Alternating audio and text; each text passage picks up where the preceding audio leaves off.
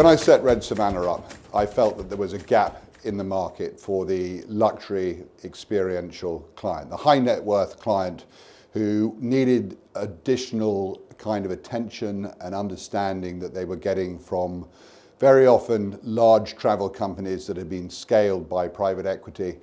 We wanted to take the system back a little bit to a time when people could rely on really good, considered, knowledgeable advice given by people who were sophisticated themselves, who had a high degree of knowledge, and also a degree of empathy that they could listen to a brief and interpret it and then prescribe what they thought the right answer would be. So this business is not about order takers, it's about order makers, and it requires a completely different kind of staff member to achieve that. And in essence, what we've set out to do is to create the best luxury travel company targeting the high net worth client in the US and the UK. I think what really makes us stand out is our extraordinary team of staff. When we set this business up, every single staff member had to have a minimum of 10 years experience. Most of them have got between 10 and 25. They know their destinations like the back of their hand. And in addition to their knowledge, they're also incredibly sophisticated and well-traveled themselves. And when you're dealing with a high net worth client, that makes all the difference.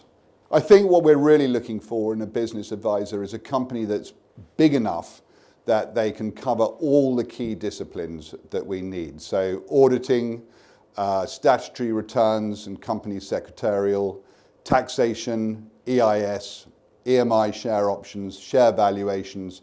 And whilst they're able to do that, they are also small enough that we can get to know the partners and the partners can get to know us and our capabilities. But above all, we want to work with a company that we trust, and where not just in terms of the integrity of their work, but also in terms of their pricing, that it's fair market and we don't need to keep going out and checking that we're getting value for money. Well, the company has gone through changes, but I think we are still true to our original core ideals, which was to deliver luxury experiential travel, planned by experts and also delivered with a real spirit of generosity.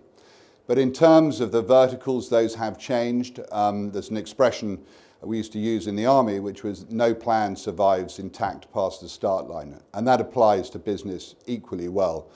So, for example, skiing, which we originally started with, worked brilliantly on paper. It actually wasn't a very commercial proposition for us. We changed that out and we now have a portfolio of luxury goulettes in the Aegean and the Adriatic in its place, which has been a much more successful vertical for us. So what 3 tips for an aspiring entrepreneurial business leader? Well, I think the first would be capital. Raise more capital than you need. Human beings are very optimistic about what they're going to spend, but I can tell you, having done it, you will spend more than you think you're going to spend. So first is raise more capital. Second, staffing. Employ the best staff you can find. Remunerate them properly and incentivize them properly. And then the third, I think, is risk. Let's get used to taking risk. Somebody once said to me before I started the business, if you're not sailing relatively close to the wind, you're probably not taking enough risk. And it's something you really need to get used to if you're going to grow your business. Well, what's next? We have various new products in the pipeline. So next year, we're introducing e-biking itineraries in Tuscany. That's to sell as an adjunct to our villa business, to make the villas more exciting. And the fact that most people nowadays are much more engaged, they want to have a more in-depth understanding of the places that they're going to, and people want to take exercise. So e-biking is a natural addition to our villa portfolio. Secondly, we're working on a program of ultimate weekends throughout Europe. So these are weekends for people who really want to celebrate and they really want to do it properly. They'll be staying in the best places, visiting the best places. Very often after hours, there'll be a lot of insider access, best restaurants. There will not be a better way of doing a city weekend.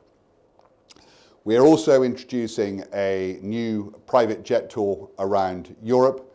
That will be typically targeting the US market rather than the UK market.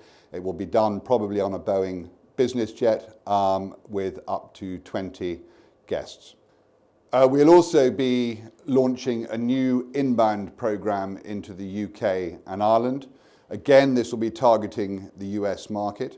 And that is really playing to a very core strength that we have. And in fact, last year, we won the Queen's Award for Enterprise based on international trade.